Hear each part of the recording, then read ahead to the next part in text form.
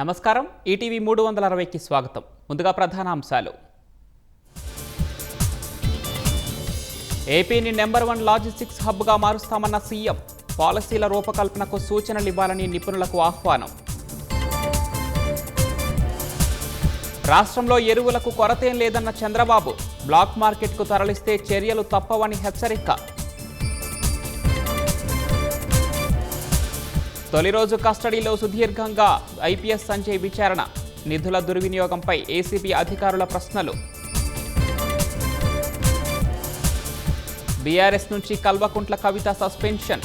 MLC సభ్యత్వాన్ని వదులుకునే యోచన.